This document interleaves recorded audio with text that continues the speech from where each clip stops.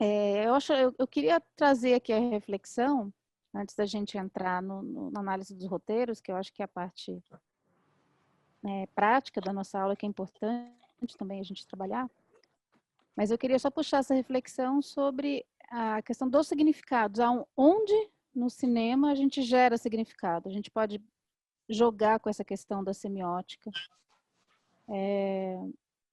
E aí o texto fala bastante dos signos, ele fala muito da montagem também, que é a base da teoria do Eisenstein. Não sei se vocês chegaram a ver alguma coisa sobre Eisenstein, ou ler algum texto, né? Que isso aí é uma mescla de montagem com história do cinema. Mas Cláudia, Oi? texto a gente não leu nada, pelo menos Uhum. eu não lembro, mas a gente viu alguns filmes, o Milton explicou algumas coisas. Ele falou sobre a montagem, a teoria da montagem do Eisenstein, de sobreposição de sentidos. Falou Falou, sobre isso? mas muito, muito breve. Foi também, tipo, no primeiro semestre, então faz Tá. tempo. Eu vou dar uma pinceladinha nisso, então, porque é bem interessante, porque isso é muito próprio do cinema, né? Porque se a gente for pensar, antes do cinema a gente tem a fotografia, antes da fotografia a gente tem a pintura, então a construção dos signos na pintura, num quadro, né? Então a gente tem o que significa, né? Para a gente analisar semioticamente, o enquadramento. Aí a fotografia trouxe a noção de lente também, que a pintura depois trouxe, mas né, a pintura não tinha essa questão, era muito mais próximo do que a lente normal, né, a perspectiva da pintura, pelo menos a pintura mais clássica, né, antes da fotografia. Então a gente tem também a questão das lentes, a gente tem a luz, como significa, o significado da luz, as cores, a composição, né? Então são muitos elementos ali que trazem significado. Então a gente pode fazer só dentro de um quadro uma leitura dentro da imagem de vários elementos que podem significar o figurino, né?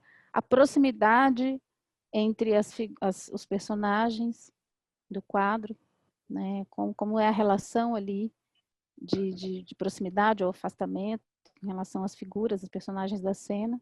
Isso tudo analisando só a pintura, né? Então, aí quando a gente vai para o cinema, a gente tem ainda o movimento de câmera, que também significa, também traduz um sentimento, né? A gente tem um traveling, é um sentimento, a gente tem um não movimento, né? Uma câmera que não se move, que é quadro fixo o tempo todo, isso também traz uma sensação diferente. Se você tem uma ação se desenvolvendo ali na frente com a câmera parada, ou se você tem a câmera que vai atrás do personagem, isso tudo acaba configurando em escolhas criativas que a gente traz para o filme, né? Que vem dessa mescla da equipe de arte, da direção e da fotografia. Isso falando só da imagem, sem falar do som, que também tem outros significados que se somam. E aí, quando vai para a montagem, que aí foi o que Eisenstein trouxe, né? Ele se baseou. É muito engraçado, porque o Eisenstein está lá na história do cinema, lá atrás, né? Praticamente está ali na criação da linguagem cinematográfica. E o que ele propõe como linguagem está muito mais próximo da videoarte, do que depois se configurou como videoarte, um videoclipe, né, uma montagem mais experimental, do que o que acabou se configurando como um cinema clássico. Apesar de tudo ter derivado da teoria dele. Tudo, não sei se tudo, mas muita coisa, né, veio da teoria do Eisenstein, da construção de significado que se dá pelos planos. Então, não sei, vocês devem ter ouvido falar também daquelas experiências de Kuleshov, né, que você tem um plano, tá, e corta, tem uma pessoa com uma cara de paisagem, aí você tem um prato. Aí depois, no mesmo plano, você tem um cachorro. Agora eu não lembro se é isso mesmo, tá? Então, assim, dependendo do que vem depois, você lê aquela expressão como sendo fome ou medo, né, o terror, quer dizer, é muito louco, né? Porque é o mesmo plano, a mesma expressão, criando significado, significando coisas diferentes de acordo com o que vem na justa posição ali, né? Então, a montagem trazendo significado é como um número, né? Se você tem o zero é um zero. Se você tem um, antes do zero é um número, depois do zero é outra coisa.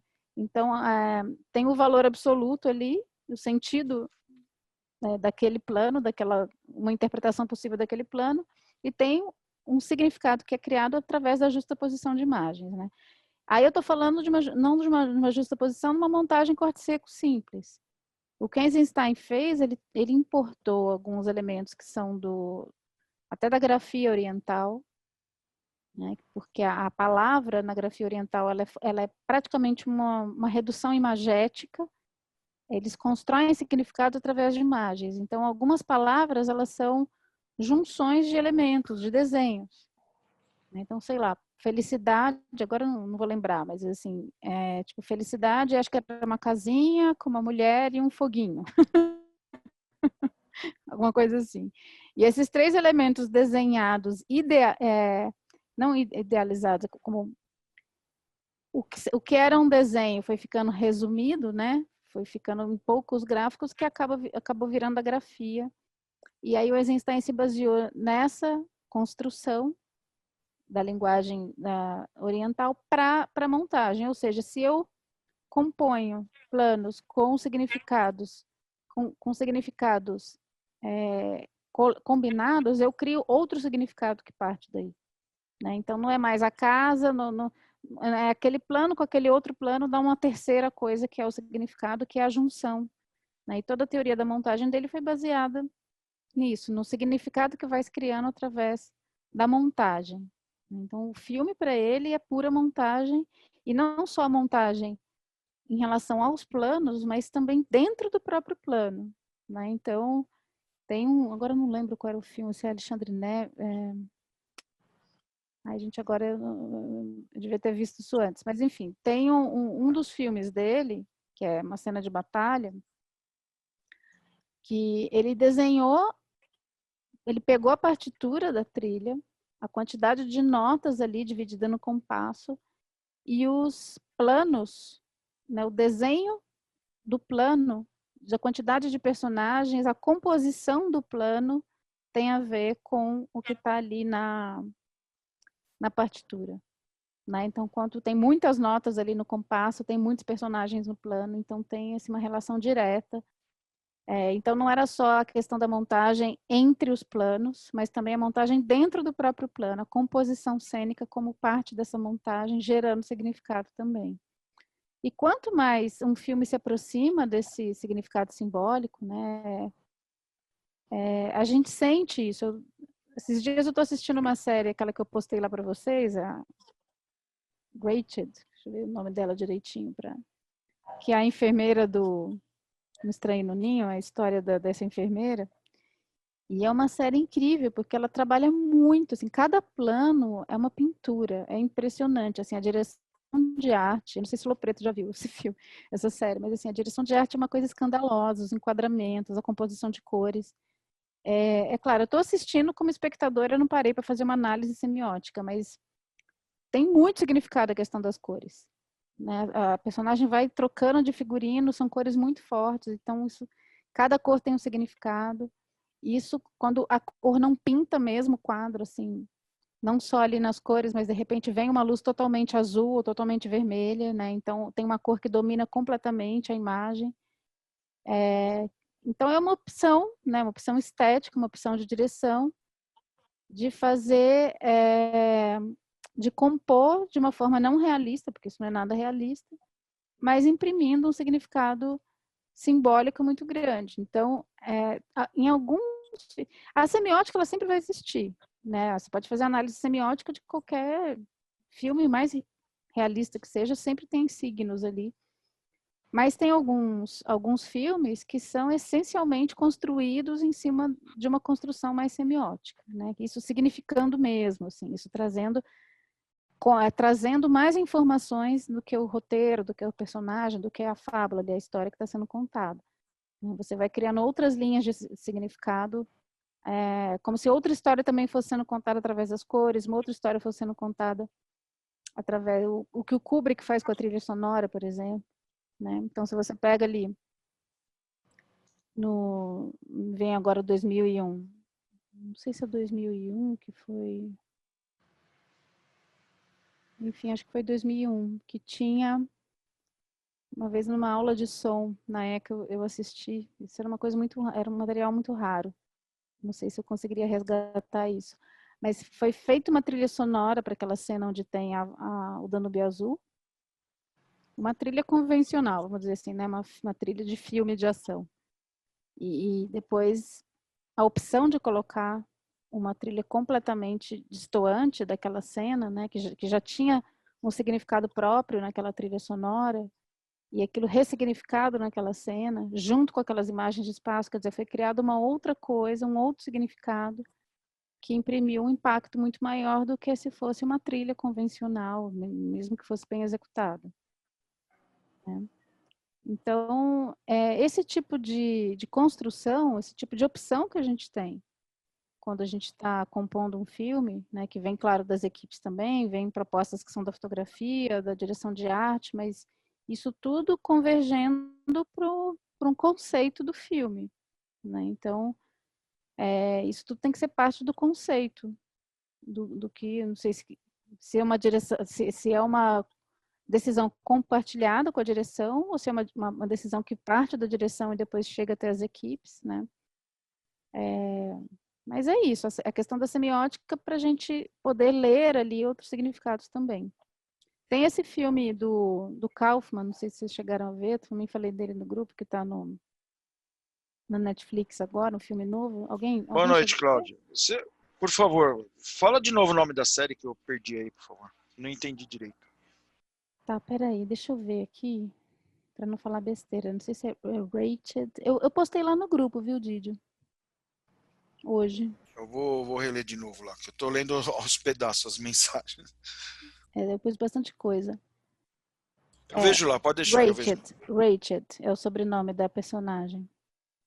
Eu postei lá no grupo o linkzinho para a série. Vale a pena vocês verem, porque só de abrir o link que eu mandei, vocês já conseguem ver pelos planos que tem ali na página como é forte, como a questão das cores é super significativa. Eu vi o trailer, professora. Já achei, eu vou ver lá. Pelo trailer, eu entrei no Netflix para ver o trailer, né? Já vou esse final de semana tentar assistir, mas as cores eu gosto muito, né? Então me chamam muita atenção. E parece que a história é bem legal, né? Que ela pelo trailer, parece que ela é uma enfermeira mais evoluída. Ela falou uma frase muito legal, assim, né? Que acho que foi... um marinheiro, quando salva um companheiro, ele é condecorado. É um herói. Mas quem salva 100 é só uma enfermeira, né? Ele falou assim, nossa, eu achei... Dali já me ganhou, assim, né? Falei, nossa. Mas nossa, é incrível essa série. As personagens femininas são maravilhosas, são todas terríveis e muito humanas, assim. Então é muito interessante, porque traz um aspecto de sombra e de contradição, só que é tudo muito impecável, é tudo muito elegante, é tudo muito, assim, esteticamente, às vezes é irritante, sabe? O quanto a coisa, assim, chega a ser... Como as atrizes são muito boas, aquilo não fica artificial, mas assim, se elas não tivessem bem, seria uma coisa quase artificial, sabe? Mas a história segue, assim, porque o elenco é fantástico e o roteiro também. Mas assim, dentro de uma construção completamente simbólica, aquilo não parece real. Parece que você está o tempo todo alucinando, sabe? E faz sentido com o tema também, né? Porque a gente está falando de uma instituição é um hospital psiquiátrico, né? Onde ela trabalha. Mas eu acho que essa opção não foi em função da questão do hospital, não. Isso daí é uma proposta mesmo estética. Tô lendo lá, o primeiro episódio saiu agora, dia 18, né? Tava lendo ali. É uma série nova, mas nova. a gente já... Hoje eu vou assistir o último episódio, assim. Né? Valeu. Maratonas. Maratona. E é muito legal para vocês perceberem essa questão aí da semiótica, como é forte. Como eu falei para vocês, eu não fiz uma análise porque eu estou vendo como espectadora, não tô decifrando ali, até porque se for parar para fazer isso, tem muita coisa, né, para decifrar em termos de simbologia. Assim como aquela série Westworld também, que tem muito, muito símbolo, né. E tem coisas de semiótica que são feitas para assim, você precisa entender para poder pescar a história e muita coisa ali não, né? A ideia é que isso chegue a você também. Se você não precisa ser uma análise racional. Se você faz uma análise semiótica, você vê os elementos ali, né? Pode fazer uma construção, uma análise mesmo. Mas se você está simplesmente assistindo, aquilo chega até você sensorialmente, né? Então, e essa é a graça, né? O que está chegando a você além do que a história está contando e como as opções semióticas que você tem em relação à criação, quando você está do lado de cá, né? Do lado de quem está fazendo o filme, você saber que tudo gera significado. Então, tudo é uma opção, né? Tudo é uma opção. Você fazer ou não fazer.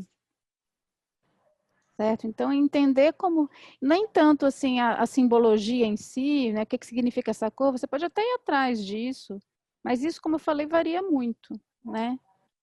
Esses significados de cada signo, mas aquilo tem que fazer sentido para você e para as personagens, né? Então, você tem coisas que ficam ali significando no filme, gerando uma atmosfera, ou trazendo impressões, né, para os sentidos de todas as formas, ou auditivo, ou visual, e aquilo vai trazendo também informações que são muito relevantes, né, que não estão ali na linha do roteiro, da história, do diálogo, mas que, né, a construção dessa personagem pelos figurinos, né, dessa série é uma coisa impressionante, né, como ela vai se construindo através dessas roupas. E isso faz todo sentido, porque a gente não sabe quem é essa personagem, a história dela vai sendo apresentada aos poucos, tem todo um mistério envolvido ali. Então é muito bacana você ver como nem tudo precisa estar no roteiro, na história, no diálogo, né? Então, quando a gente está falando de cinema, a gente está falando de multissignos, a gente tem muitos recursos. E também outra coisa, a gente não precisa caminhar com todos os recursos para a mesma direção. Então, falando de novo de Kubrick, né? Pegando Laranja Mecânica, você tem uma cena de ultraviolência, tocando o hino da alegria, que eu nunca mais vou perdoar ele por isso, porque, né, é difícil ouvir aquela música depois, é uma construção muito ácida, né? Você pegar uma peça de Beethoven, tudo faz todo sentido com o personagem, porque o nível de intensidade combina até, mas é quase como é que chama isso? Ai, gente, eu tô muito ruim com as palavras hoje. Quando você desacraliza, mas não é desacraliza, enfim, você pega uma coisa ali que tem um significado, às vezes sagrado, né, o mais espiritual, justapõe isso numa cena de ultraviolência, você criou uma outra coisa, né? E tem muito mais impacto do que, de repente, se fosse uma trilha rock and roll, sabe? Uma trilha mais que acompanha o ritmo, que acompanha, vamos dizer assim, que está no mesmo signo, né? Então, tem uma cena intensa e eu ponho uma trilha, ou eu tenho uma cena espacial, eu ponho uma valsa. Quer dizer, eu estou compondo ali outros significados. Então, essa análise semiótica, ou essa análise não, porque a análise vem depois, né? Mas esse conhecimento de todo o potencial semiótico que eu tenho na ferramenta que eu estou utilizando, que é o audiovisual, tanto em imagens quanto em sons, me ajuda a fazer todas essas opções, né? E não ir assim, se eu quero fazer um filme se eu fiz o filme do jeito que eu fiz, não é porque eu só sei fazer assim ou porque eu não pensei em outras possibilidades, né? E a gente como roteirista, que é a parte que nos toca, eu posso escolher como roteirista trazer informações que são apontamentos de arte. Ah, mas aí eu não vou estar interferindo na direção de arte, eu não vou estar interferindo na fotografia. Não, porque se isso é uma condição essencial, ou o som, né, propondo um som específico, se para mim é essencial, como elemento narrativo, ter esse signo, eu tenho que pôr. Né? Nem tudo precisa ser contado na trama. Né? Então, a importância da gente perceber essa função semiótica é poder usar isso como recurso na hora que eu estou construindo as minhas histórias. E tem alguns roteiros aqui, como o da Amanda, o da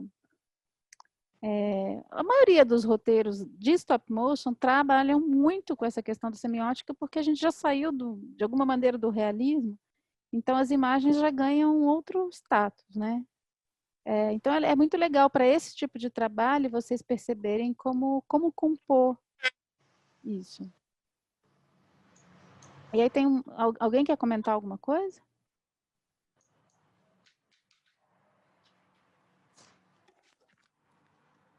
Não? Professora, eu não consegui fazer a outra versão. Agora que eu vi que meu microfone estava aberto, fiquei te devendo mais uma versão. Eu ia falar, o seu roteiro é um prato feito. A gente pode dar uma olhada nele aqui, né?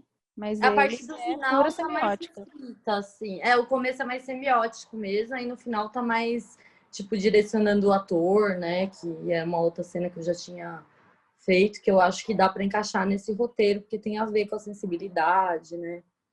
E seria um mix, né? Um crossover com stop motion e a atuação. E cuidado, eu não estou falando diretamente para você agora, né? Mas às vezes a gente traz uma informação semiótica, mais simbólica, e depois a gente tem medo daquilo não ser compreendido e põe a mesma informação no texto, né? Então, aí fica redundante. Então, sempre quando você optar em usar um recurso visual ou uma metáfora, confia que aquilo está sendo passado, né? Senão, enfim, a gente tende a querer explicar demais ou trazer depois a assinatura, sabe? Eu já mostrei, mas agora eu vou falar também, com medo de que não entendam. E a gente lê, se isso estiver bem colocado. E é muito interessante quando a gente compõe junto, né? Vai compondo em camadas.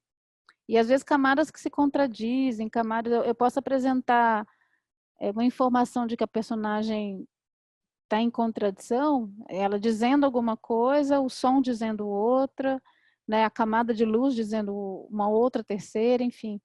É como a gente pensar em layer, né? Em vez da gente pensar linearmente, assim, então entender o que é, qual é o conceito do que eu quero passar, da minha história, e como eu posso contar isso com todos esses signos, né? E que recursos eu posso usar? Porque muitas vezes a gente fica muito preso ali na cena, na ação da cena, e esquece que pode usar todos esses outros recursos também para trazer significado, né? E às vezes gerando contradições, isso é muito interessante. Né, um signo em oposição ao outro, isso gera uma tensão interna na cena que pode ser muito bacana e que te faz ali ficar olhando para aquilo, né? Ou eu vou trazer também o texto que eu coloquei lá do Kiarostami, que agora eu vou falar de novo, que no comecinho da aula tinha pouca gente. Depois eu reli o texto, tá? Que eu mandei para vocês. Eu só passei o texto na lista, não tinha lido ainda, porque eu pedi recomendação para um amigo que é professor, doutor em semiótica, e ele me mandou.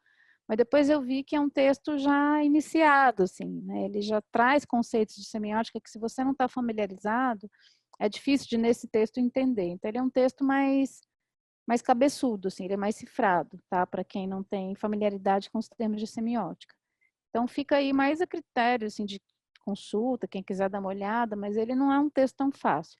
Aí eu postei um outro, que é o texto que é uma entrevista, um artigo do Abbas Kiarostami, e esse é bem tranquilo de ler, bem gostoso, e muito bonito, que ele fala da trajetória dele como cineasta, e a questão do silêncio, como para ele é importante ter esse silêncio das imagens, né? E aí eu até destaquei um trechinho do texto de semiótica que fala que nada está completo, né? Tem sempre aquela parte que é onde o espectador vai entrar com a sua interpretação, vai entrar com a sua leitura daqueles signos. Não tem como você terminar um filme, por mais que você assim, saiba tudo, assim, você domine cada opção que você fez ali, estética. Então você fala assim, eu tenho certeza que a interpretação disso aqui vai caminhar para tal coisa. Pode ser que você se surpreenda. Né? Pode ser que, em função do repertório de quem está decodificando aquilo, do receptor, a leitura seja diferente. Então, é importante ter esse território de interferência, esse território em que eu projeto ali também as minhas questões. E para o Kiarostami, naquele texto que ele coloca, é muito bonito, porque isso para ele não só isso não é um problema, pelo contrário, isso é o que ele quer, né? Para ele é muito desejável que as imagens que ele cria gerem esse convite, para que a pessoa possa entrar ali. E aí ele cita um termo em persa que eu achei muito interessante, que é assim, quando você mergulha tanto numa imagem, né, ou numa proposta estética, que ele fala, olhou com os olhos e pegou mais 2 emprestados, né? Que é como, assim, quando a gente quer muito, parece que você precisa de mais 2 olhos para poder entrar ali na totalidade daquilo, porque aquilo te absorve. Porque ali você também trabalha os seus conteúdos, né? Um convite a projetar ali, naquela imagem, as suas próprias imagens. E é como se ele gosta de trabalhar com o espectador quase como um co-criador, né? A partir dessa entrada que ele dá para a sua interpretação e para você também projetar suas imagens ali, porque ele gera muito silêncio para que isso aconteça, né? Isso para ele é o que ele quer, né? A proposta, a pesquisa dele como cineasta passa por aí. E também o que está em off, o que não é. Ele fala muito de contar com o som, né? Você mostrar no som, você não precisa mostrar na imagem, você mostra no som. E aí a gente resolve milhões de problemas de produção, né? Acho que nesse trabalho de vocês também é um prato feito para experimentar a sonoridade e o som, que a imagem mostrando uma coisa e o som trazendo outras informações também. Vocês podem brincar muito com isso, até porque vocês também estão usando esse trabalho para a disciplina do Alban, então é mais um convite, né? Inventar também através do som. E ele traz essa diferença de um cinema que ele coloca como que não dá espaço, né? Se a gente pensar assim, esse cinema de ação, cinema que há muita coisa acontecendo, você não tem um tempo de digerir aquela imagem, de entrar naquela imagem, né? Não tem um convite a entrar ali e compor junto. Você está simplesmente recebendo naquele frenesi, né? Claro, assim, sem juízo de valor, cada coisa tem a sua função, mas o que ele traz, eu acho que esses filmes que fazem esse convite semiótico trazem essa perspectiva de você poder adentrar mais, você ter esse tempo de contemplar, como a gente contempla um quadro, né? Então, como que eu crio para este fim? Né? E eu não tenho só a imagem ali como um registro da história. Né? É muito diferente eu pensar o cinema como um registro, simplesmente, das coisas, ou eu pensar a imagem como a coisa em si. Né? É o signo em si. E compondo sempre tudo aquilo. Eu acho que é essa diferença de quando a gente pensa de uma forma cinematográfica, ou como eu só simplesmente uso a câmera para registrar e tanto faz, né?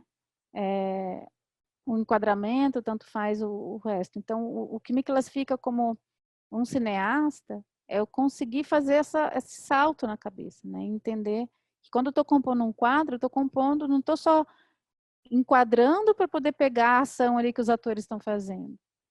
Né? Eu estou compondo uma série de significados com aquele quadro. E com o movimento de câmera, e com a luz, e com tudo que está sendo colocado ali. Né? Isso tudo é parte da minha narrativa. Não está só registrando o que está acontecendo ali. E mesmo no teatro, né? Você falou assim, então... Porque o teatro também joga com tudo isso, só não tem a câmera. Né? Então, não é só uma questão do cinema. É de qualquer meio que tem essa narrativa visual, tem o visual como uma base e o som, né? E no caso do cinema ainda tem a câmera e aí a montagem para gerar significado. Alguma dúvida? Sei lá, nem dúvida, né? Mas alguém quer comentar alguma coisa? Algum insight? A gente está tão silencioso hoje. Vocês estão me ouvindo, né? Estamos sim. Sim, sim, estamos sim. Tá bom. Não Ó, sei, eu acho que... tava vendo um pedacinho do trailer e do Hatch, não sei a Rated, pronúncia, Hatch. Mas lembrou Dick Tracy, né? Os coloridos dele lá. Tava vendo só, não escutei, só tava vendo as imagens do trailer. E lembro do filme de Dick Tracy, As Cores, né? Bem puxado, bem forte. Não sei se você É, lembra do Dick Tracy lá, do vilão lá. eu não lembro, viu, Didi? Acho que eu não sei se eu vi esse filme. Ele tem várias Ele usa capa referências. amarelona e tal. É, Com Al Pacino? Não, é Dick Tracy mesmo. É um filme que saiu muitos anos atrás. E Do ele usa uma detetive, capa não é? Dos anos amarela. É o 90? detetive, é. É, do Al Pacino. O Al Pacino faz um dos vilões, Gicho. Ah, é isso. Tá certo. vocês têm alguma questão que vocês querem colocar sobre essa questão da semiótica? Chegaram a pensar sobre isso para o filme de vocês? Ou pensar isso em termos de roteiro mesmo, como escrever um roteiro com essa base, assim, pensando o significado na fotografia, na arte, nas cores. Vocês já chegaram a pensar sobre isso? Ou o som também, né? Para não esquecer do som. Grilos. Eu não pensei, eu nem terminei o roteiro. Faz sentido isso para vocês, gente? Ou eu estou falando óbvio? Professora, eu acho que pensar isso no roteiro, falando no meu caso, acho que está um pouco muito acima, assim, sabe? No filme, eu acho que dá para se pensar assim. Você tentar usar uma cor ou enquadramento, alguma coisa para passar uma outra sensação, tentar fazer alguma coisa diferente para ter um resultado para quem assiste, né? Eu gosto muito, igual eu fiz um videozinho, mostrei até pro Grande, pro Henrique, de uma abelha. Eu falei, puta, eu vou pensar em preto e branco para remeter isso no próprio movimento de câmera. Quero fazer isso para transmitir certa emoção. Agora, para colocar isso no roteiro, eu tenho uma dificuldade muito grande em escrever um roteiro. E a gente pensar essa visão semiótica já no papel, no roteiro, é bem complicado, eu acho, professora. Eu não saberia como fazer isso de verdade, assim. A ideia do filme é até que você, talvez numa decupagem, talvez, sabe, fazendo uma planta baixa, um storyboard, eu acho que fica mais claro para você conseguir implementar assim a semiótica. Não sei se eu tô certo ou errado. Depende da natureza do roteiro. A gente, assim, vou fazer um convite. A gente abriu o roteiro da... Ai, cadê a Amanda? Ela caiu? Eu ia falar da gente olhar pro roteiro dela agora. Não tá aí, né, Amanda? Ela não tá aparecendo, não. Tá aparecendo. Não tá. Bom, então vamos para Henrique e André, que estão com os roteiros para a gente ver. Quem que quer ir primeiro?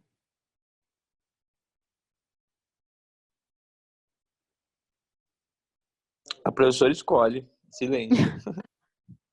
Gente do céu, vocês estão me assustando hoje. Peraí. Deixa eu abrir aqui. Desculpa, professora. É que é um negócio que eu não entendo nada. Tô boiando na Quem? matéria. Tô só ouvindo. Quem O tá Jeff. falando? Ah, mas não. É que foi pedido, né, na semana passada para a gente falar um pouquinho de semiótica. E eu tô Não, mas falando é bom. bem... Eu tô prestando atenção. Só não. eu tô falando bem superficialmente. Gente, não posso nem assim ousar dizer que isso é uma aula de semiótica, porque não é. Mas é só para a gente começar uma discussão olhando para os signos também. Como a gente pode compor com isso. Eu acho que até esse do André é possível a gente falar um pouquinho sobre isso. Vamos ler junto? Vocês conseguem abrir o roteiro do André aí? Tá lá no grupo.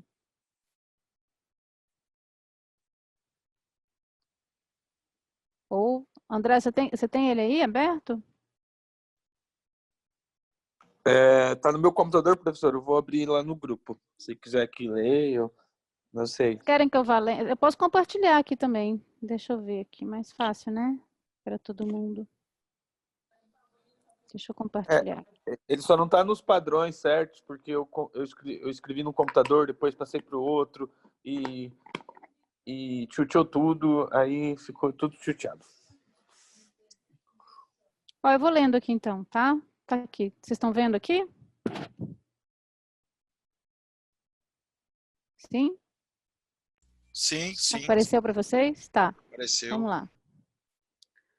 Cena 1, interna, sala, noite. Anne sentada no chão, olha seu celular, coloca o mesmo no chão e leva sua cabeça entre os joelhos e fica ali por alguns segundos. Se levanta e caminha em direção à cozinha. Cena 2, interna, cozinha, noite. Anne vai em direção à geladeira, abre e dentro dela só uma garrafa com água e outra com vinho. Ela fecha e vai até a pia. Abre a gaveta de talheres, olha pelas facas, fecha e sai da cozinha. Cena 3, interna, sala, dia. Anne acorda no chão da sala, sai em busca de um papel e uma caneta e, sentada no chão, começa a escrever uma carta. Voz off de Anne, lendo a carta nas cenas 4, 5 e 6. Carta de Anne. Nem sei para quem deixa essas últimas palavras. Quem se importaria agora? Já que nunca ninguém se importou. Talvez o Fred, mas já já eu encontro. Só de saber que eu vou encontrá-lo, tudo fica mais fácil. Aposto que quando ele me vê, vai passar aquele focinho nas minhas pernas, como sempre fez. Para mim, isso foi o máximo de afeto que eu recebi nesses 30 e poucos anos. Não pensem que eu não tentei, eu tentei sim. E foi uma luta enorme, só que eu não tenho mais forças. O mundo me venceu. Sou apenas um peso a mais acima desse planeta e não sirvo para este mundo. Não tentem se perguntarem qual é o motivo que me levou a fazer isso, porque todos eles caem na minha história. O medo, a solidão, as incertezas, as dívidas. São muitos os motivos, mas acho que eu simplesmente desisti de tudo, de vocês e de mim. Com a maior paz do mundo, Anne. Cena 4, interna, sala, dia. Anne começa a preparar uma pequena mesa que está no canto da sala, onde busca uma cartela de remédios no banheiro. Um copo, a garrafa de vinho, seu maço de cigarro na cozinha. Volta e se senta no banco ao lado da mesa. Ela toma 4 comprimidos junto com um copo de vinho. Acende um cigarro. Cena 5, interna, cozinha, noite. Anne volta até a gaveta de talheres e pega uma faca. Cena 6, interna, sala, noite. Anne corta seu pulso e morre. Cena 7, externa, parque, dia. Anne sentada na grama de um dia ensolarado. Fim.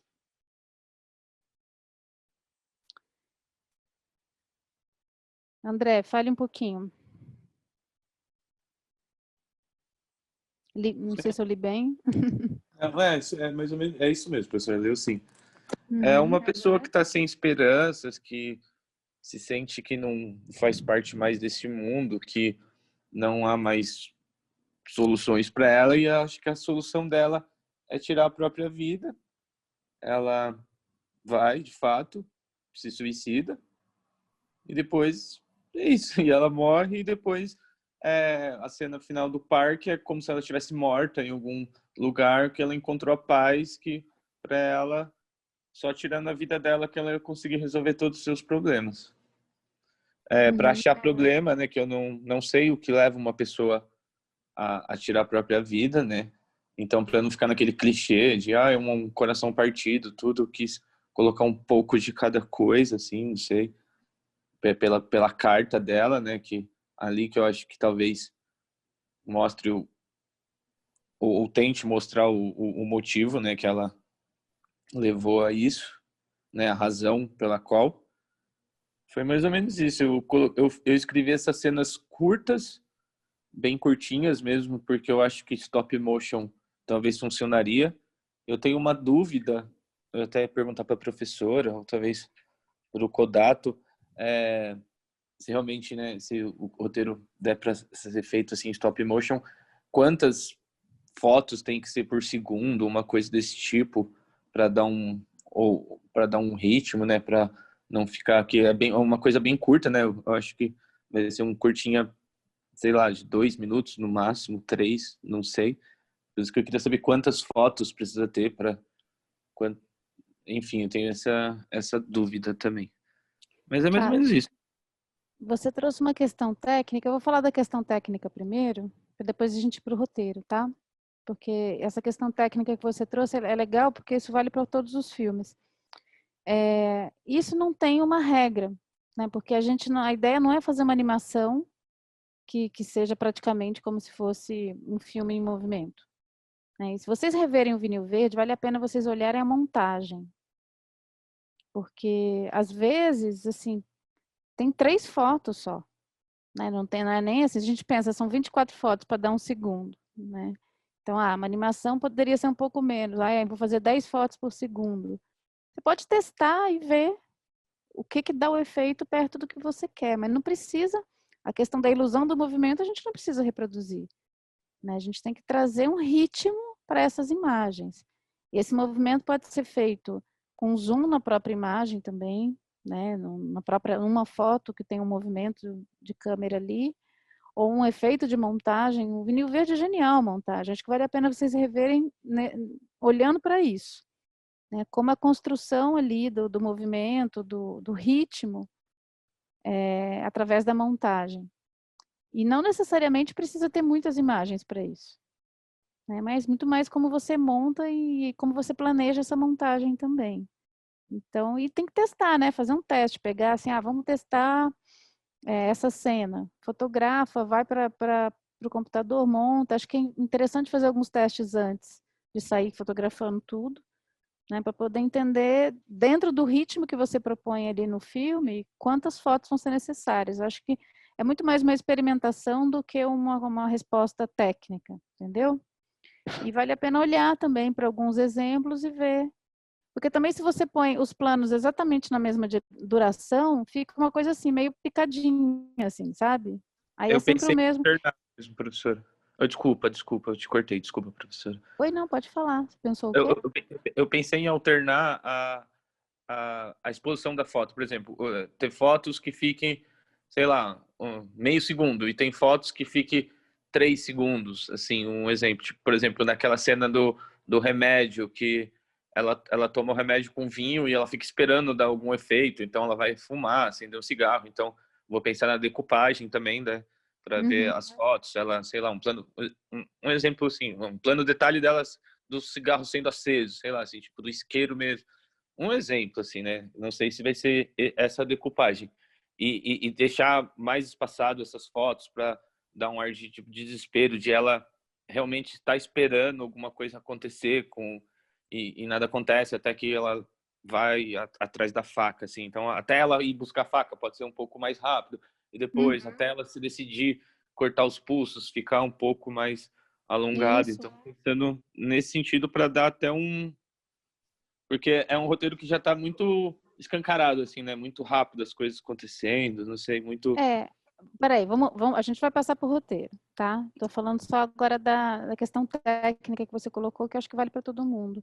Pensar que podem ter ritmos diferentes nessa montagem, né? Não é simplesmente colocar um planinho depois do outro ali, né? Porque esse ritmo pode ser construído também. Assistam Vinil Verde e observem isso. Eu acho que vai ser mais fácil de vocês entenderem isso que eu estou falando, tá? Então não tem regra não. O melhor é vocês fazerem um teste e entender o que para o filme de vocês, para o pulso do filme vai funcionar melhor, tá? Ô, André, desculpa, professora. Pode falar, gente. Quando eu li o roteiro, eu já imaginei o filme inteiro na cabeça, cara. Tá muito visual o seu roteiro. Tipo, se colocar uma trilha legal, meu, fica sensacional. Eu pensei na hora que ela toma os remédios, não sei se é possível. É possível, né? Sabe quando tira foto em movimento, que fica aquele borrado? Não sei se deu para entender. Quando, por exemplo, então, pensei, tipo, depois que ela toma um remédio, as fotos serem em movimento, que dá um efeito meio de borrado, então, entendeu? Eu pensei nisso, na hora que eu tava lendo, eu tava imaginando isso, para mostrar meio que fosse o efeito do remédio nela, né? E as fotos começam a estar em movimento mesmo. Ótima ideia, É. obrigado, Jeff. Muito boa ideia. Sensacional, cara. Eu achei muito bom. Eu tenho uma questão para te colocar aqui, André. Eu queria te fazer uma outra pergunta. O que você exatamente quer investigar nessa questão aí dessa morte? O que te instiga?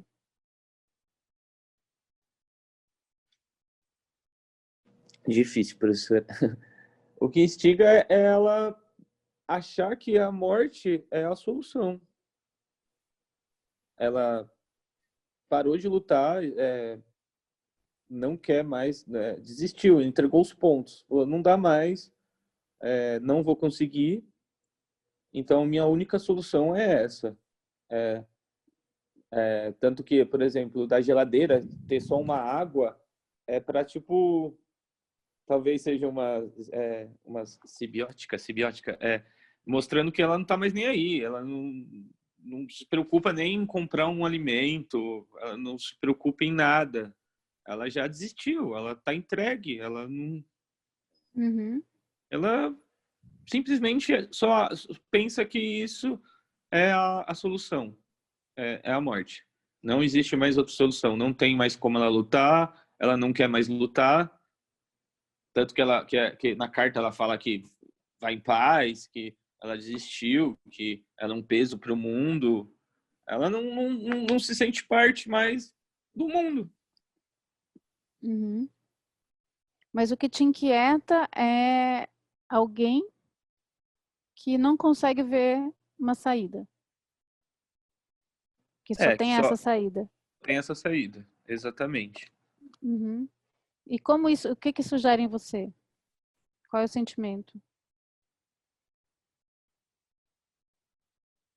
Muitos, professora. Às Ou vezes, melhor, o que você pretende, se você fosse traduzir numa ação, que você quer gerar em quem assiste com esse filme, qual seria essa ação?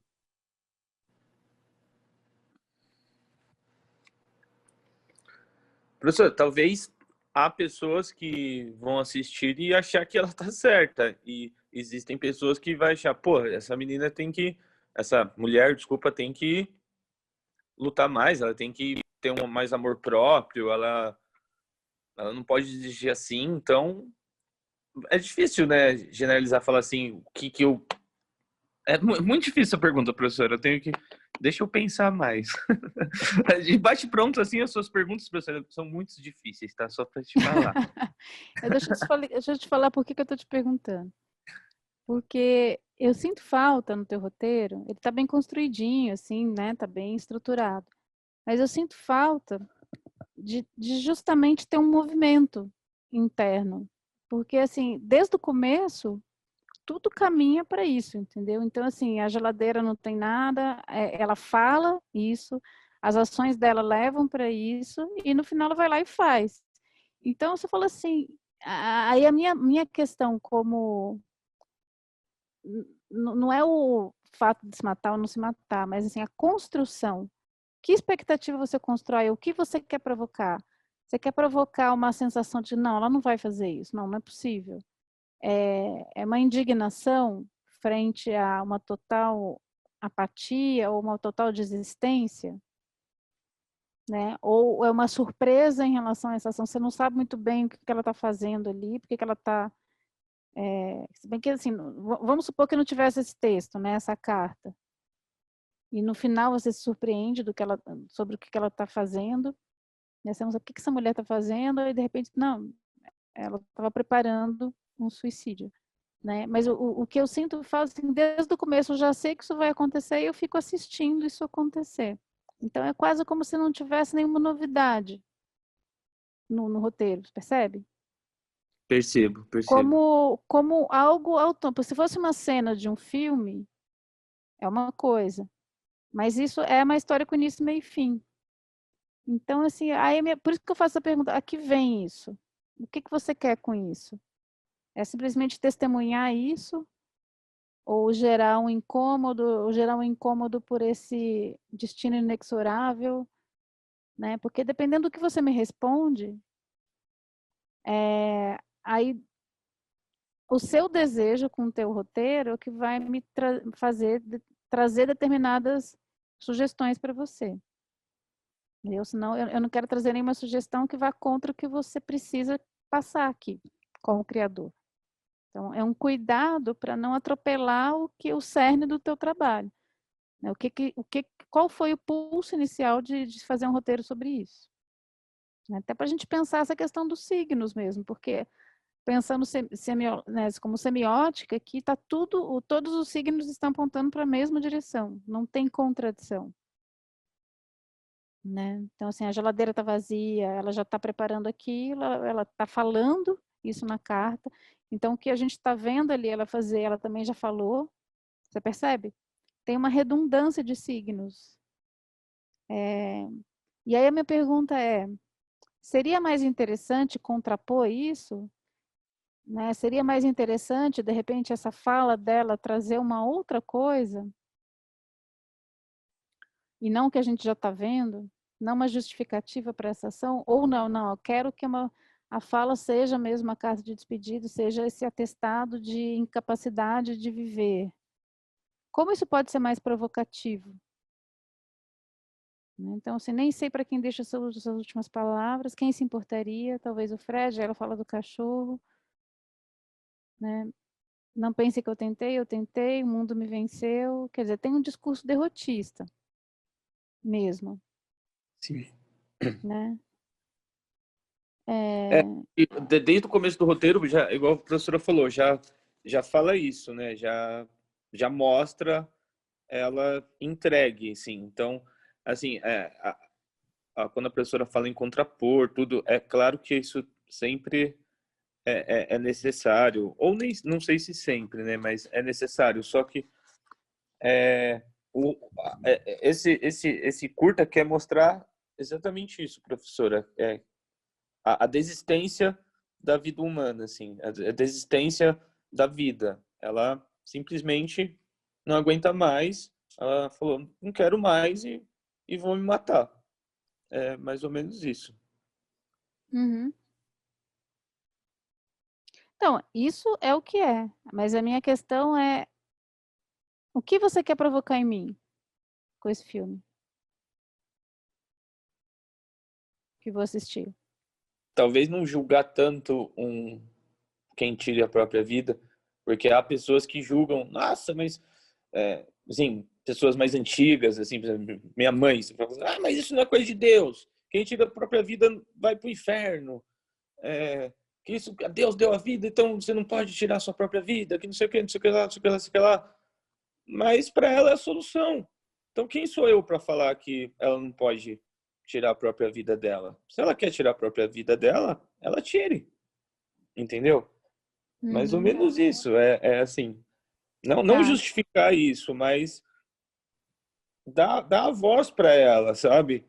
Se ela quer se matar, porque o único afeto que ela acha era do bichinho dela e ela quer encontrá-lo novamente, não que é esse o objetivo, né? Ela não quer se matar para encontrar o gato, né? Que eu pensei num gato. Não é isso, né? Não é essa a história, mas ela desistiu, ela tá cansada, enfim. Eu pensei mais ou menos nisso, professora. Tá, então se o seu objetivo é a gente empatizar, né? Pelo que eu entendi, é gerar empatia, no sentido de não julgamento mesmo, né? De compreender as razões pelas quais uma pessoa tira a própria vida, meio que se colocar na pele. Eu acho que isso tem que ser trabalhado. Estou aqui pensando, André, o que te sugerir, assim, porque esse texto, do jeito que ele está, ele ainda não é o suficiente para a gente... Você já viu um filme chamado As Horas? Não, professora, não vi. Assista. É maravilhoso. É um livro, na verdade, né, que foi transformado num filme, é um filme inglês, dirigido pelo Stephen Daldry, que é um cara de teatro também, é maravilhoso, assim, maravilhoso. E aí não posso contar a história aqui. São várias histórias de várias pessoas, mas tem esse mote muito forte no filme. E tem uma cena que é muito impactante. Muito impactante. E eu queria que você visse, para você ver a forma como foi construído isso, né? Porque quando você já sabe que a pessoa vai fazer isso, eu acho que é difícil já não ter um julgamento, já não ter um...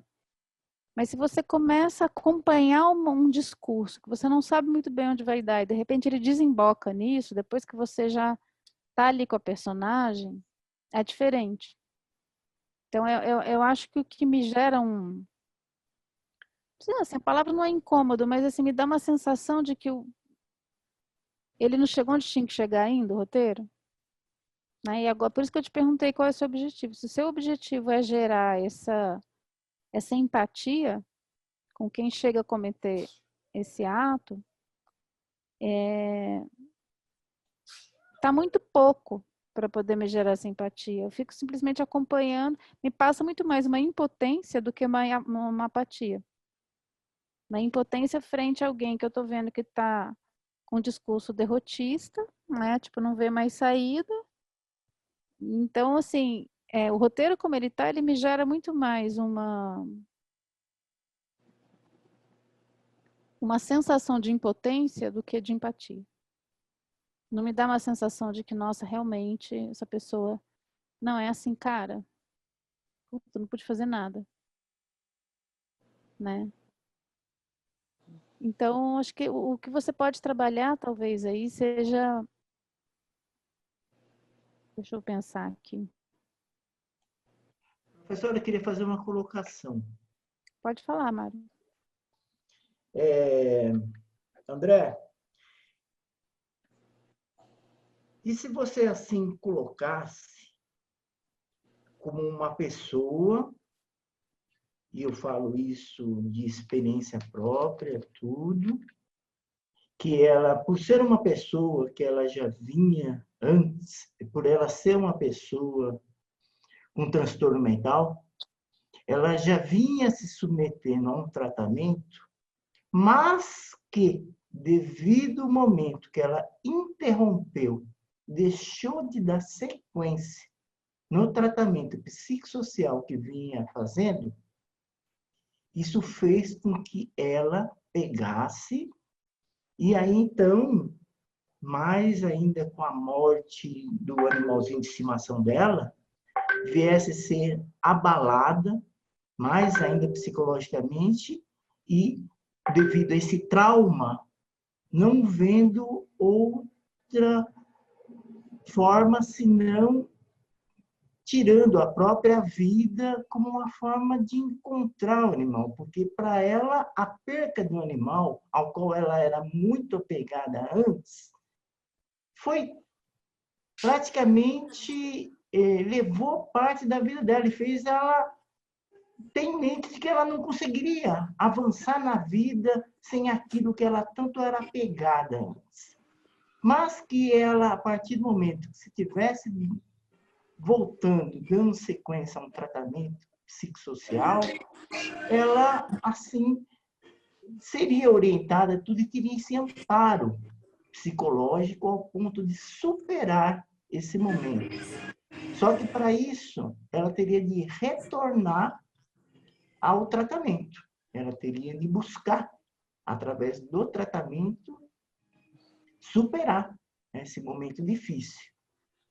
Se você tem em vista, dentro do roteiro, de que a questão dela tirar realmente a vida, que você insiste nessa determinação, pode-se fazer também a partir do momento, não que ela venha estar tomando tanto remédio para se matar, mas que proporcionado devido ao fato de ter deixado de tomar os remédios, como sim deveria, e isso levado a ter a mente, porque os traumas, o transtorno dela continuou, e ela não vê outra forma senão tirar a própria vida.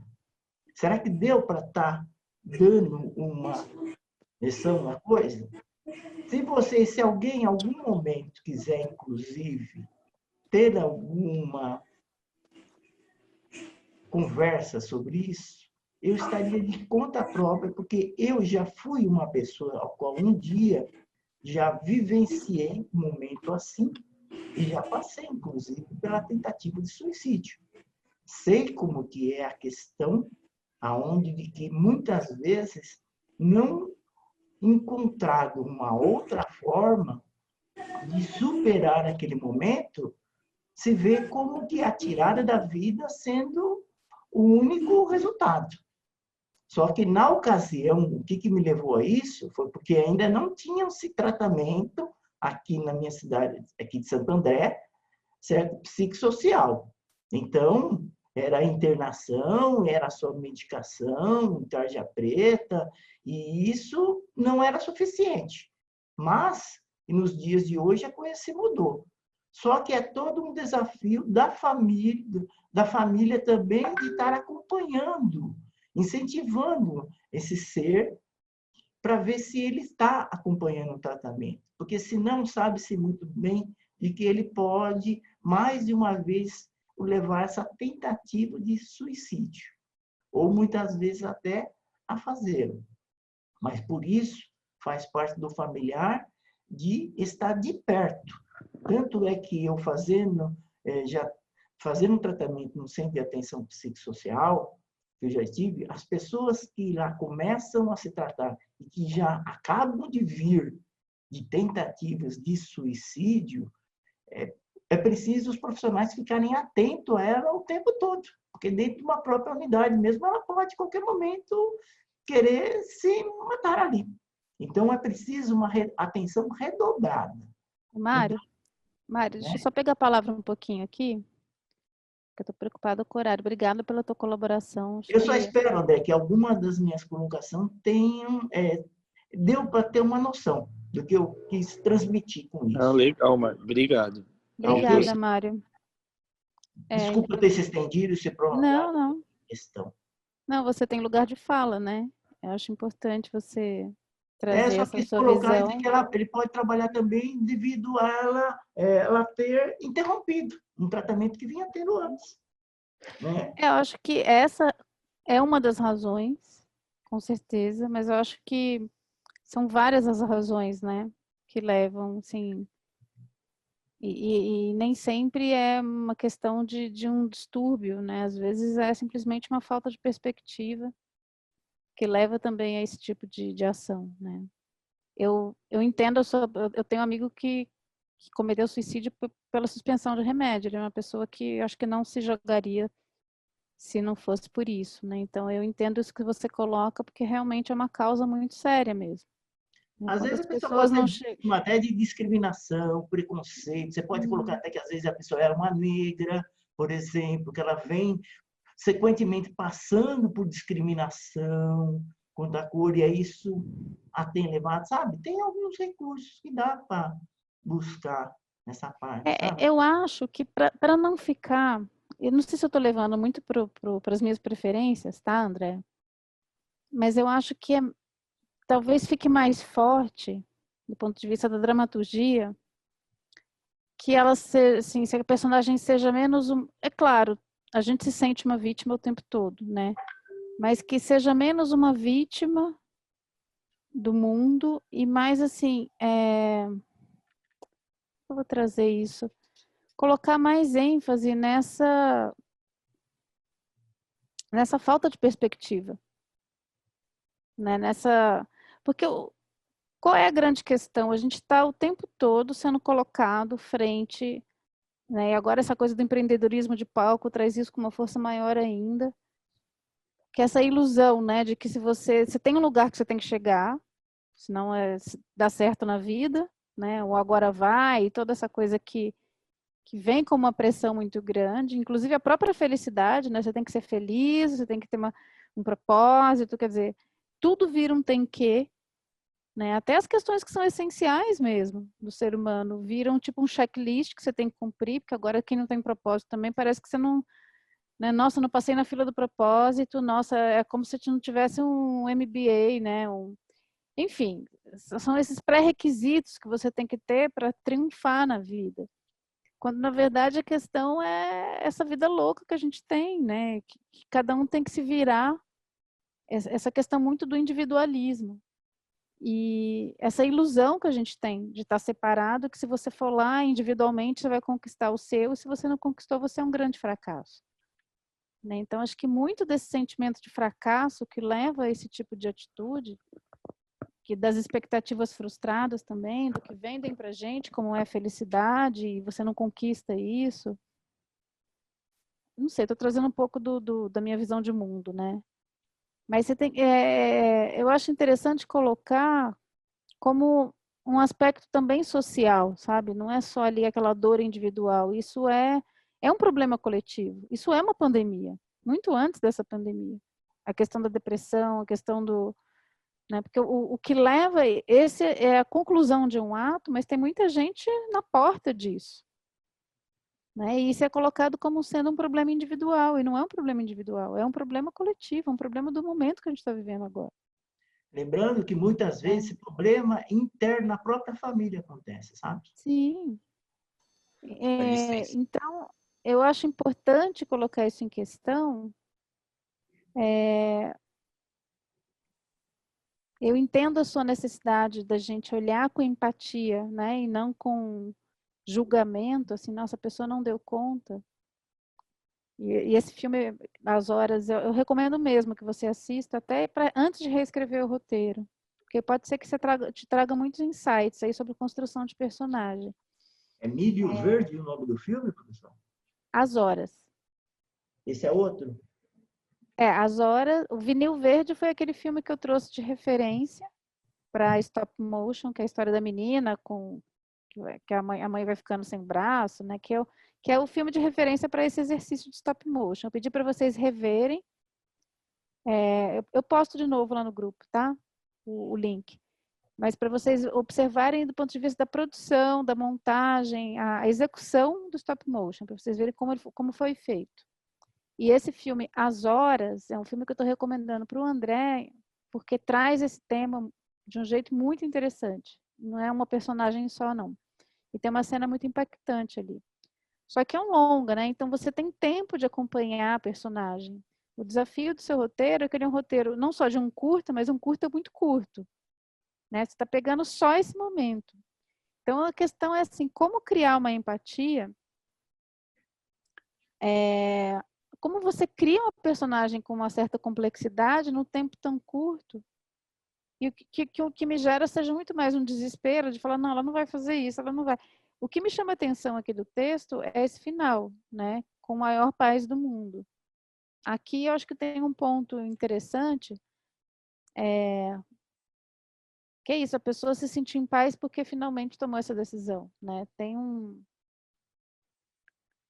uma coisa aqui que é provocativa, né? Então talvez pegar essa frase e levar isso para o signo, né? De repente, o que pode contrastar com a situação e com o próprio texto de despedida, e seja assim, ela está fazendo isso com uma paz de espírito imensa, assim, sabe? É como se, ufa, não vou precisar mais fazer essa prova. Né? Aí você pode, porque tem uma coisa que é sua, André, que eu acho que é um traço seu, que é uma certa ironia, né? Você tem isso como uma marca.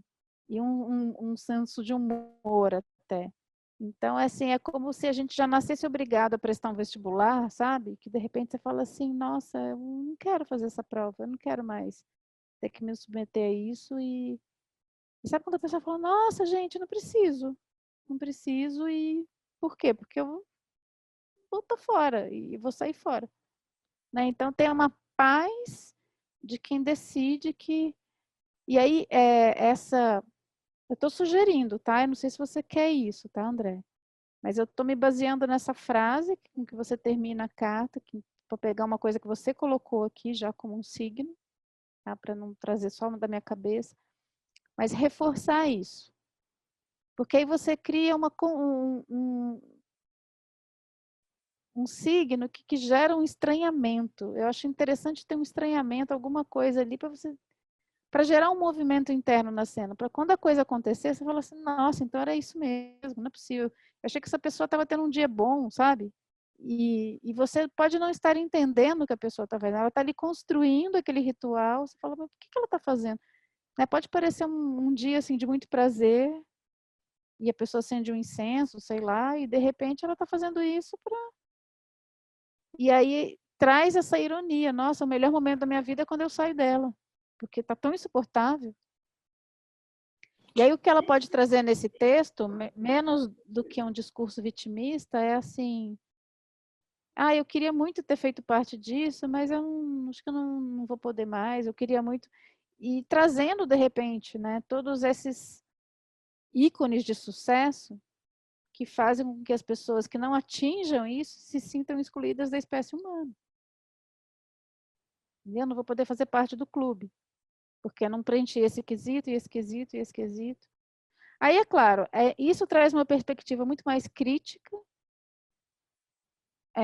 traz um problema muito mais para a sociedade do que para uma esfera individual, né?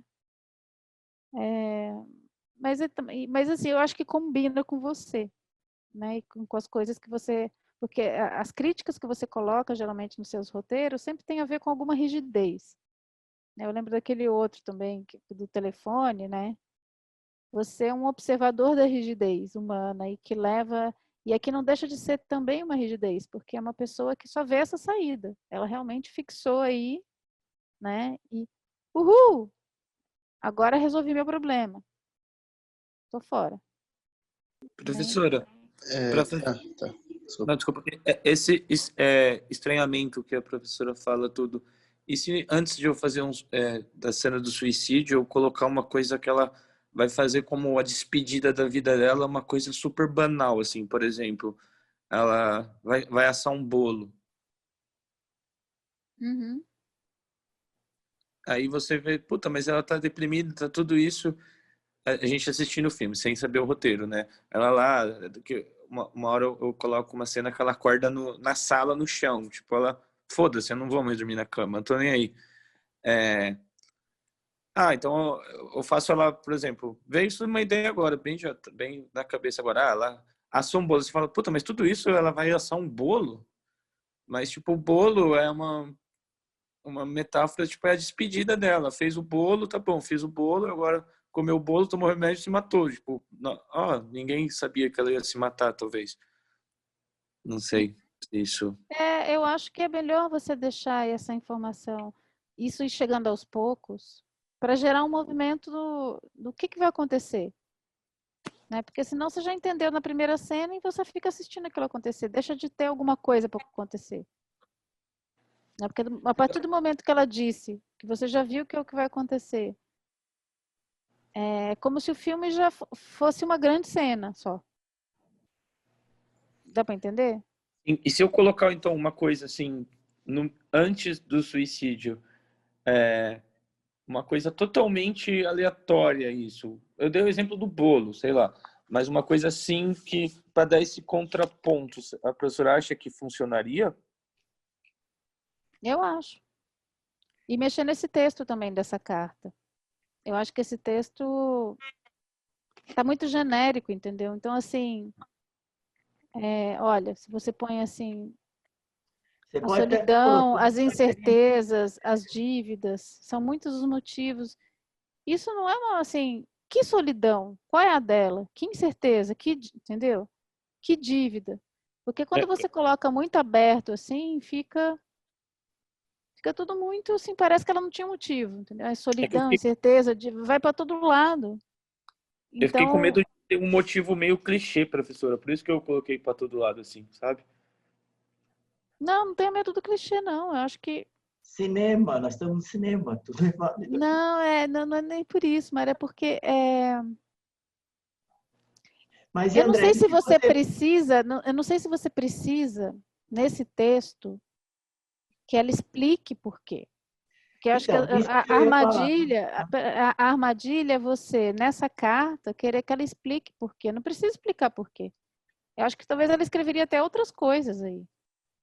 Não, isso que eu ia colocar, porque não sei se o André pensou de apresentar, antes do momento do suicídio dela, algumas cenas dela escrevendo uma carta e explicando na carta o porquê que ela estaria fazendo aquilo. E no final fica a carta. Mas tem no filme, depois, no roteiro tem ela escrevendo a carta. Já tem, Mário. já está. Então. Já tá, já. Sim.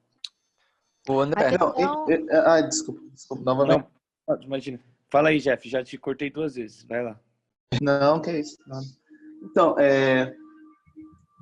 dá pra sentir o sofrimento dela. Dá pra sentir perfeitamente. Não os motivos tal, mas dá pra sentir. Os textos do André são muito bons por isso. Ele sabe colocar o sentimento das pessoas, né? Com essas críticas sociais dele. Eu só... tá certo. O final, pelo que a professora falou, né, que é a paz que ela encontra por estar realmente fazendo isso, eu acho que fica meio nas entrelinhas isso daí, né? Literalmente que o pessoal que assiste mesmo, e eu lendo que esse final aí, o final dela em paz assim, eu pelo que eu entendi, eu, por exemplo, acho que não seria bom para uma pessoa que está em depressão realmente ver um final assim, porque ela vai achar que se eu me concluir, se eu me suicidar, eu vou ter a paz. Eu acho que meio que darem uma incentivada, não falando que é ruim o final, porque eu vi dessa forma, entendeu? O final, eu só mudaria só o finalzinho dela em paz, depois dela cometer o suicídio. Acho que o pessoal que assistiria poderia dar uma incentivada, assim, não criticando, pelo amor de Deus. E parabéns, Mário, aí também por estar se disponibilizando aí a conversar com quem tem algum problema. Isso daí é muito importante, precisa mais disso nas pessoas. A questão... Eu nem entrei nessa questão do filme ser um gatilho, né? Porque, enfim, isso daí é uma questão também muito importante, até que, enfim. Mas aí também acho que a arte não pode ficar restrita, são coisas diferentes, né? São coisas diferentes. Tão diferente. Eu acho que a visão mais crítica, ela traz muito claro o propósito do filme, que não é enaltecer isso, ou romantizar, né? Acho que o que o Jefferson coloca é muito sério mesmo. Porque, assim, se a gente for pegar mesmo o próprio romantismo, né? Que foi o mal do século, que muitos realmente se mataram. Quer dizer, tem toda uma herança romântica que a gente tem, que é responsável mesmo por esse sentimento de vítima, né? Essa melancolia extrema que leva a isso. Quer dizer, essa é uma das razões que vem até de uma visão de mundo muito fechada em si mesmo, né? Porque quando eu vejo o outro, seja aceitando uma ajuda, seja me inserindo socialmente, seja ajudando o outro, eu me reconecto com esse propósito, porque a vida, ela pede vida, né? Então, assim, a pessoa precisa estar... Eu não tenho lugar de fala, tá? Não tenho mesmo. Mas eu acho que você tem que estar num lugar ou de muita solidão, ou de muito desespero, para chegar a cogitar esse tipo de saída, né?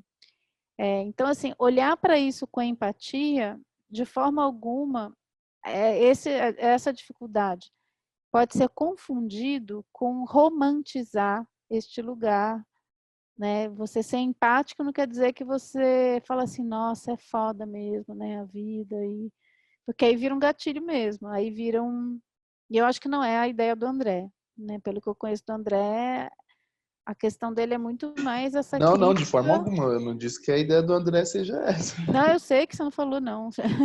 Mas eu acho que isso não tem como a gente não problematizar isso também, né? Acho que no momento que a gente está vivendo agora, que essa questão dos gatilhos, tudo... E assim, aí volta aquela discussão, acho que da primeira aula que eu tive com vocês, né? Quando eu crio uma história, eu estou colocando uma coisa em movimento no mundo, estou provocando alguma coisa.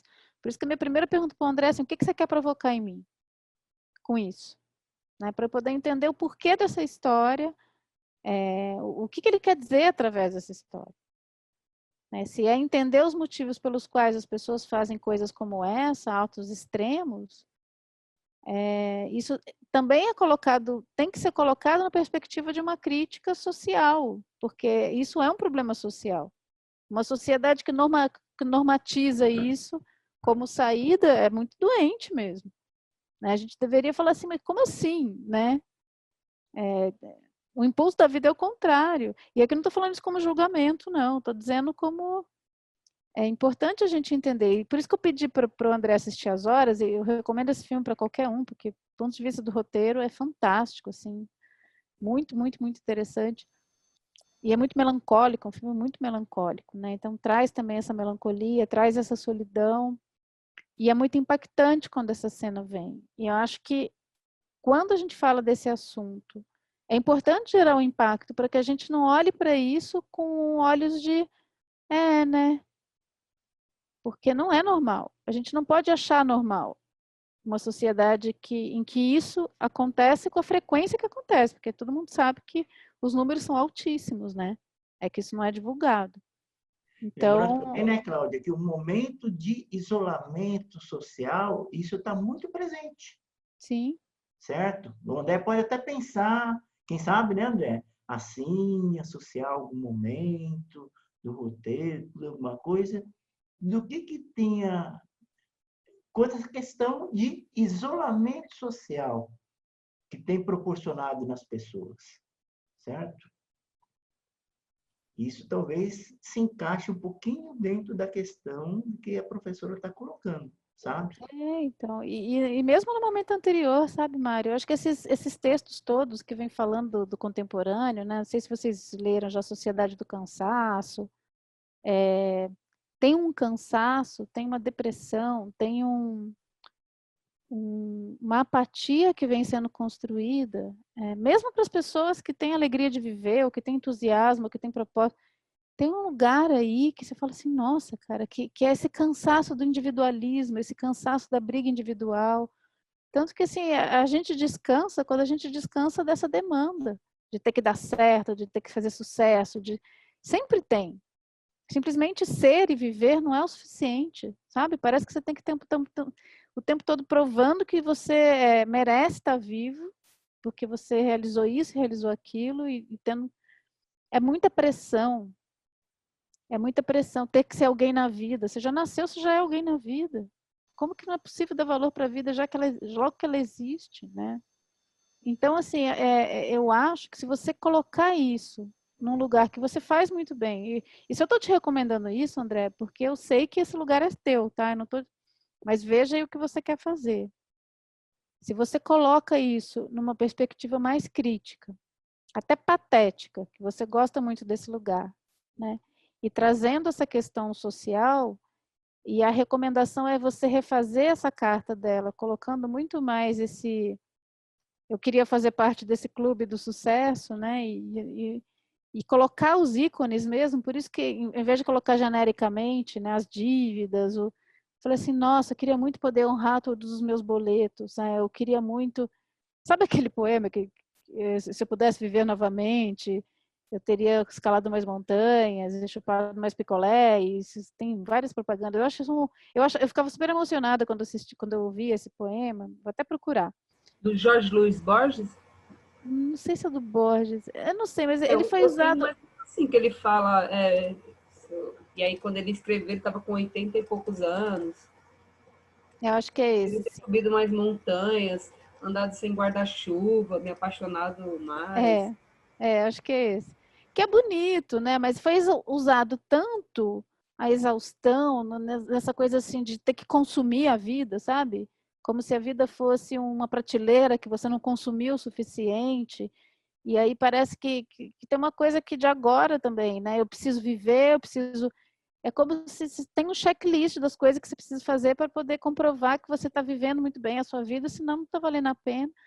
Tudo vira uma performance, tudo vira uma necessidade de performance, de alta performance. A gente vê esse tempo todo sendo dito, esses empreendedores de palco, né? E chegar ao próximo nível e não sei o quê. Então, assim, se isso... É claro, gente, a vida, ela é para ser vivida, né? Então, esse poema é bonito. Agora, tudo começou a girar como se fosse um currículo, né?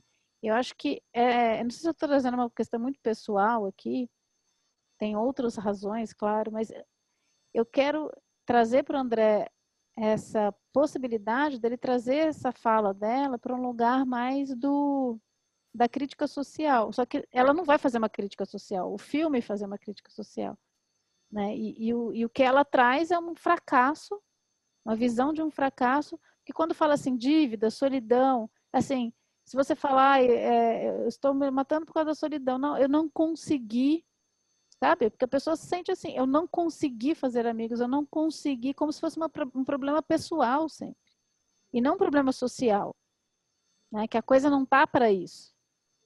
Então é quase como se a gente fosse lançado a um desafio que é quase impossível. Aí a gente pega algumas pessoas que conseguiram, né?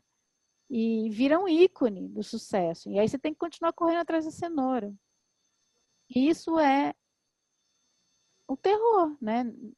Tem gente que prefere ejetar mesmo. Mas isso também não deveria ser normal. E não quer dizer que eu estou julgando quem faz, né? Eu estou pensando socialmente, não individualmente. Quem sucumbe ao desespero, o que a pessoa pode fazer? Né? Se ela Então, chegou àquele professora, ponto... Oi? tem também um exemplo muito predominante aí também, que, como por exemplo, uma mulher em um tratamento de câncer de mama.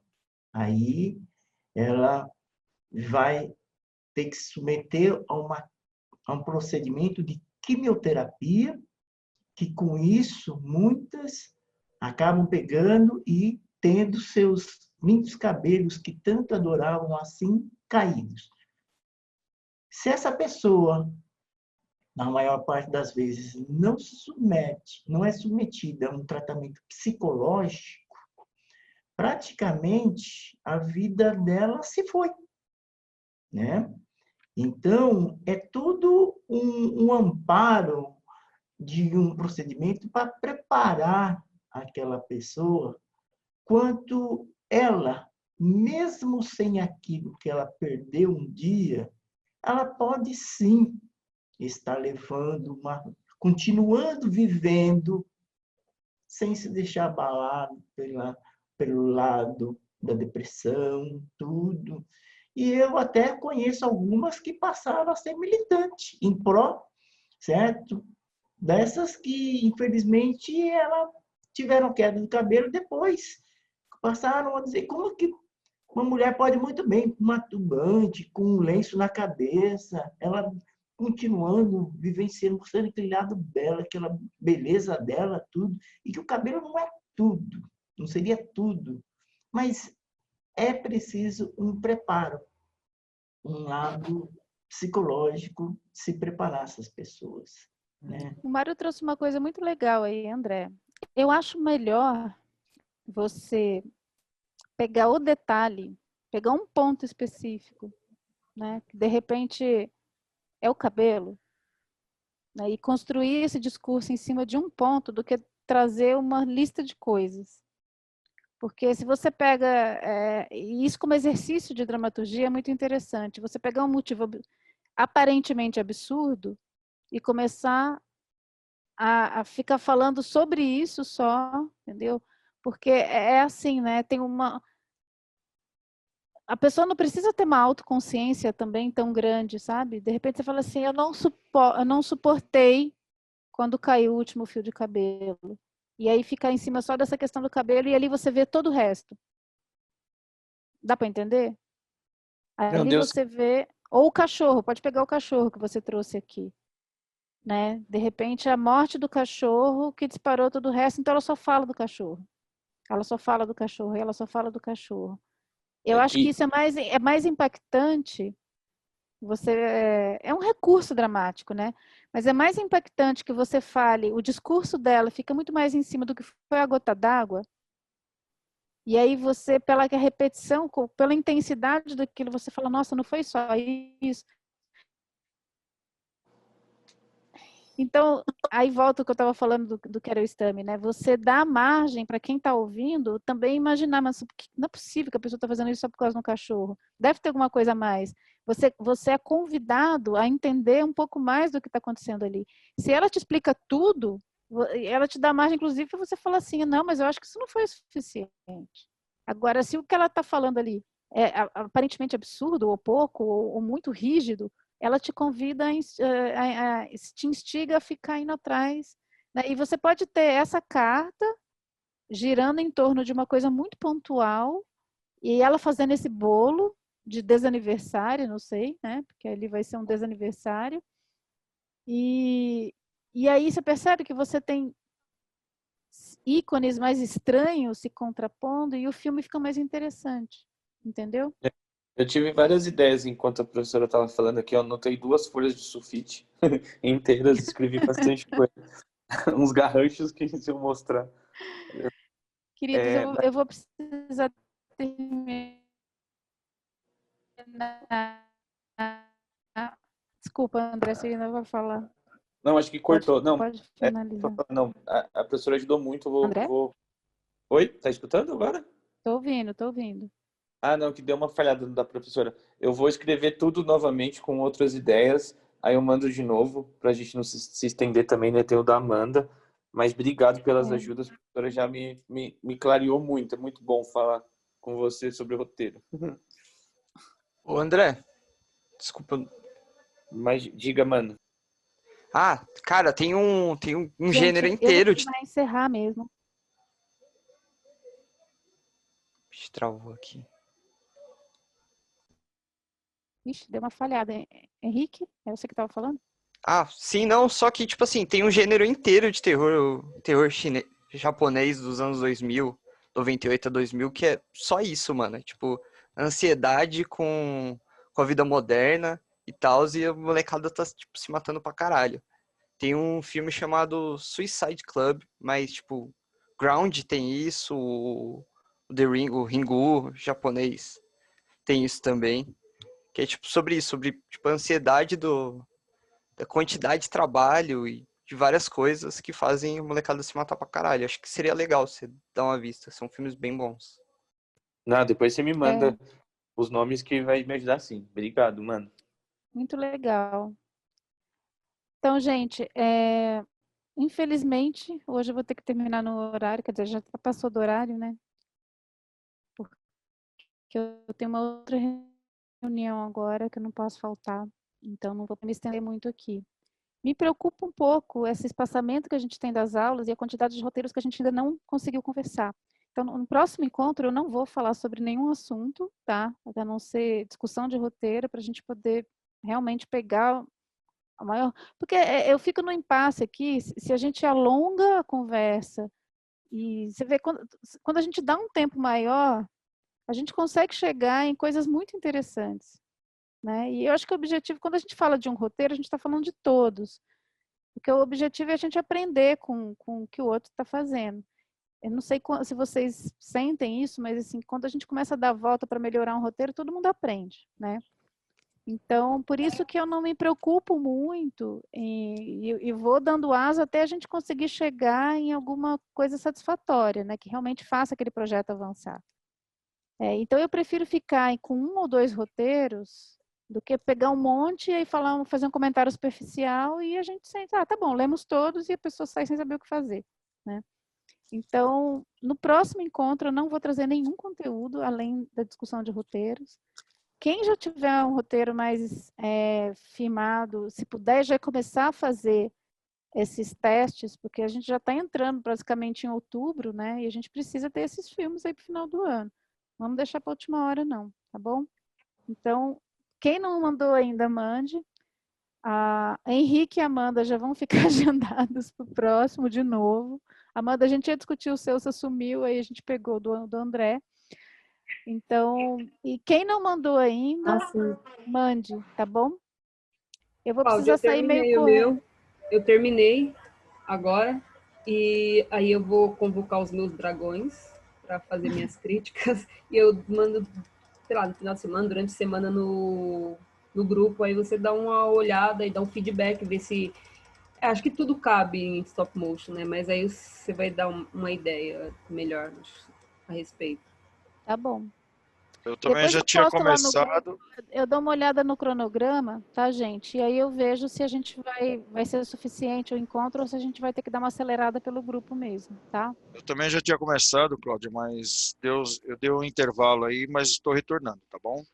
Beleza, então, gente. Eu vou ter que sair correndo, que eu já tô 15 minutos atrasada para minha reunião. Ai, Tá gente, bom? vamos fazer um print de sorriso rapidinho? Liga a câmera aí, galera. Então, Voando, rapidão. voando, para não atrasar a professora. Vamos lá, galera. Não vamos nem enrolar hoje. Mais alguém vai entrar? Não? Vamos lá. Fica só a foto aí. Então, vamos lá, Karina, isso. 1, 2, 3, print, sorriso. Aê, galera. Valeu. Obrigadão, professora. Beijos, queridos. Desculpa a pressa hoje, tá? Obrigado, noite. professora. Boa Tchau. noite. Valeu, professora. Boa noite. Boa noite, boa noite, boa noite. Boa noite. Ô, Jeff, você saiu de cabeça para baixo, velho. Vou ter que acertar tua foto aqui. Não, eu sei, foi de propósito. Ah, então eu vou manter. Ainda bem que eu perguntei. É o mundo dele. É só para mostrar que tem cabelo. Não.